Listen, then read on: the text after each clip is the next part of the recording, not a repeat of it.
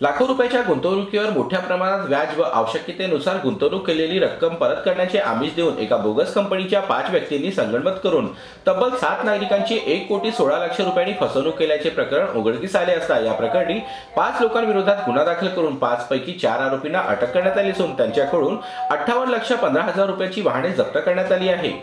भंडारा आर्थिक गुन्हे शाखा व लाखांदूर पोलिसांनी आरोपीच्या ताब्यातून 58,15,000 रुपये किमतीची वाहने जप्त केली आहेत। या वाहनांमध्ये 4 वाहने ही 4 चाकी आहेत तर 2 दुचाकी वाहनांचा समावेश आहे। गोंदिया जिल्ह्याच्या सडक-अर्जुनी तालुक्यातील 35 वर्षीय हितेश शुट्टे याने गडचिरोली जिल्ह्यातील वडसा येथील 45 वर्षीय रत्नेश तिवारी तर गोंदिया जिल्ह्याच्या अर्जुनी मोरगाव तालुक्याच्या परष्टोला गावातील 45 वर्षीय किशोर गोंडाने, लाखांदूर तालुक्यातील पाहुणगाव येथील 42 वर्षीय मंगेश वानी तर इटान गावातील 51 वर्षीय रवींद्र बोरकर या आरोपींनी संगनमत करून फिर्यादींना जीटी कोर एसटी कन्सल्टन्सी नामक बोगस कंपनीत लाखो रुपयाची गुंतवणुकीवर मोठ्या प्रमाणात व्याजाच्या रकमेसह प्रतिमा हजारो रुपयांची रक्कम देण्याचे आमिष दिले होते। याच आधारावर पोलिसांनी ही कारवाई केली आहे।